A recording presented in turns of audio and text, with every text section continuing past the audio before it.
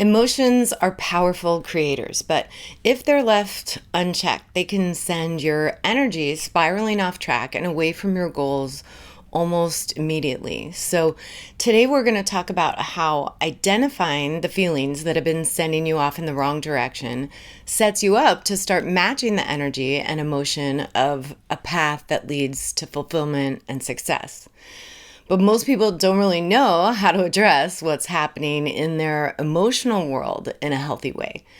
Most of the time, most of us are unknowingly dragged around by feelings that stir unproductive and even unwanted energy in everyday conversations and certainly in so many of our everyday thoughts. And we can get ourselves stirred up really quickly, even if there's nothing bad happening right now. If you want to try a simple experiment, you can prove that to yourself pretty easily. Just think about the last time you were in the middle of a conversation or an argument that brought up a memory that made you feel angry. And all the words that you used to explain what happened and all the reasons why you were mad about it and how quickly those feelings intensified just because you were talking about it and how long you kept thinking about it and rehashing all the details in your head and dragging your energy down even more, even after you were done explaining what happened to someone else. Now, lucky for us, the same thing is absolutely true for anything that makes you feel good or happy or excited. You start talking about it with some passion, and those feelings can grow pretty quickly too. But that can be incredibly challenging if you're already caught in a downward spiral because you've already got a lot of energy moving in that direction. You can't usually get into the preferred state or get where you actually want to go from there. And none of it really works if you're lying to yourself or shoving your feelings down or moving into denial and pretending that you're okay when you're not. Especially if the mental program for automatic negative thinking has already been running for a while, because there's already so much momentum driving it. But there is a simple exercise called effect labeling that automatically changes what's happening in your brain. It helps because it interrupts the old pattern that's been looping by giving your brain something else to do.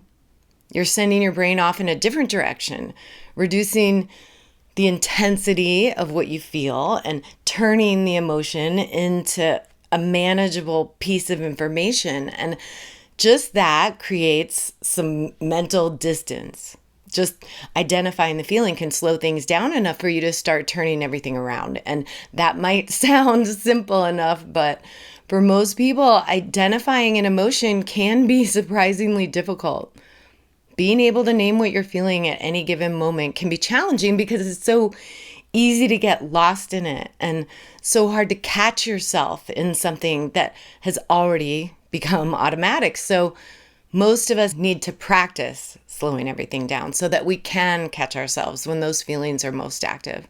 And that starts with increasing emotional awareness with an exercise for increasing emotional literacy. So here's a simple way to practice. No matter how you feel right now, you start slowing everything down in your inner world just by taking a few slow, deep breaths. And you want to practice doing that now so that you can apply it when you catch yourself in the future. That's just your physical reminder to pause and ask yourself, either out loud or in your head, what do I feel right now? And then you just wait for an answer. And it might actually feel like you're talking to someone else in there. And in a way you are. We touched on this last time with the difference between first and second person self-talk. And you're asking yourself what you're feeling in the first person. What am I feeling? But this time you're looking for an answer in the third person.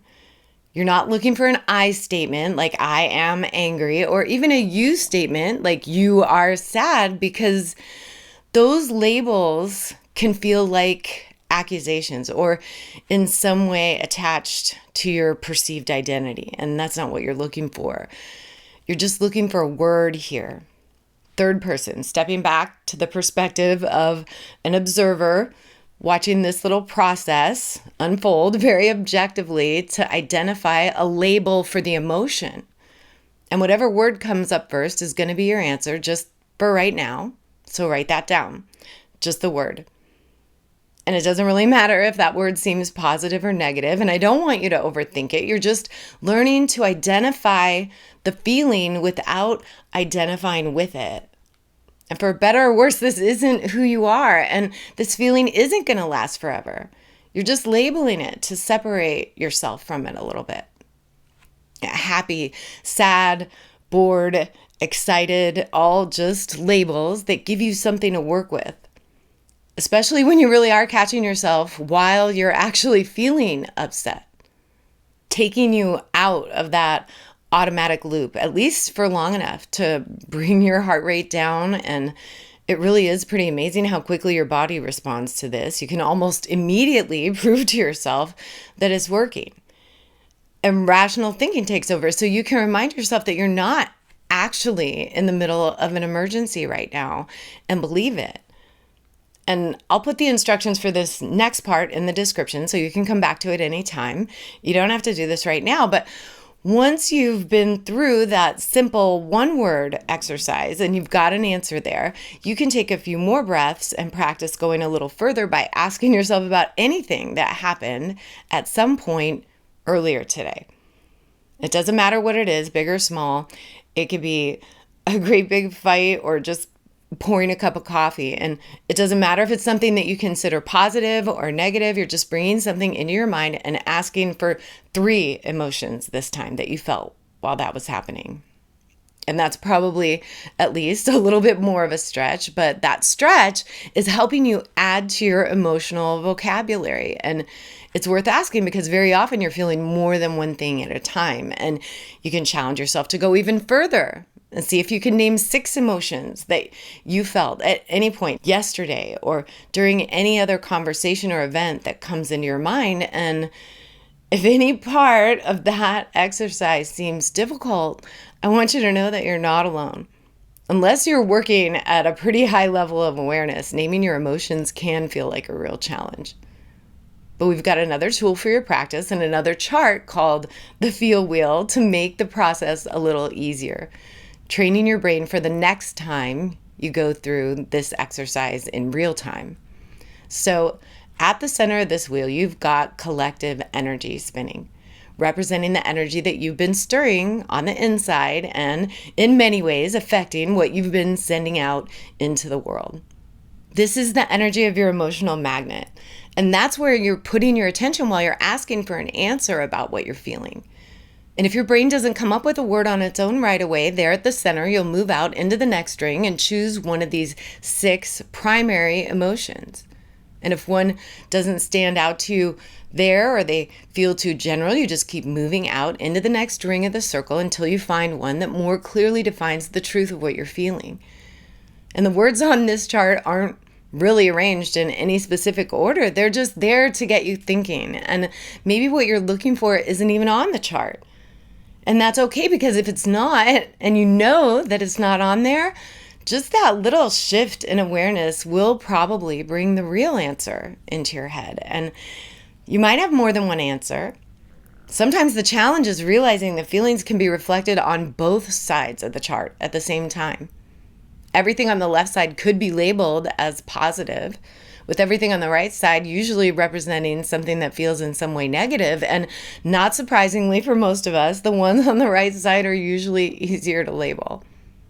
But sometimes it feels like there is no perfect label because it is complicated. Maybe different parts of you are feeling different things, and that mix of emotion includes the inner child feeling afraid and maybe sad. And so the warrior in you might be wanting to step into the fight because that might bring up some resentment, because you do also feel like you're worthy and you're determined to resolve the conflict. And at the same time, maybe the healer is feeling a little relieved because it knows you finally got an opportunity to mend something that was broken. And that's a lot to describe with just one word. And I'm not asking you to create a ridiculously long list. That's not the point. You're not trying to think of as many words as you possibly can, but you do want to consider the possibility of conflicting emotions. And it's all just emotional exploration. And honestly, sometimes what you're feeling doesn't even seem to make sense, but it doesn't need to. Right now, you're just trying to identify what's happening in there. And whether you've got the book or not, that leads to one more really simple but powerful exercise for making your own chart. And it doesn't have to look like a wheel. All you need to do is write those 6 primary emotions at the top of a page in any order and brainstorm to make your own lists. And now you are trying to come up with as many variations of each feeling as you can. And you can always come back to add on to it. And as that list grows, you may or may not have words that are similar to what we have on our wheel. But that doesn't matter either. That's not the point. You're just making your own list as an exercise for increasing emotional literacy. And if you want more ideas, you can download the reference chart PDF for the basic energy centers that we've been referring to, and you'll find even more emotions listed there in a table that relates directly to the principles that we've been studying. But no matter how you decide to do it, you'll be doing it right because it's just practice. It's just a little project that you're working on. You're really not actively trying to change anything right now. That's the trick. Each time you name an emotion, you're retraining your brain to choose reflection and connection over reactivity, and that will change how you feel. Even if it's just a little bit, there is a change already in motion there in the background as your ability to name your emotions gets stronger. And you just keep sending your brain off on a little mission to figure out what you're feeling. And believe me, it does work. Your brain is programmed to look for an answer. If you ask it a question, it will go off looking for the answer. And with just a little bit of practice, you'll have a tool for calming the emotions that have been keeping you stuck in a cycle of stirring the unwanted.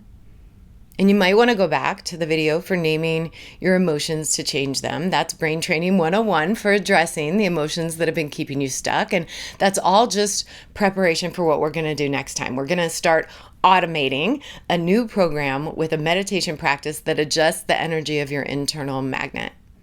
This is how you start believing that you really can make more of what you've been looking for.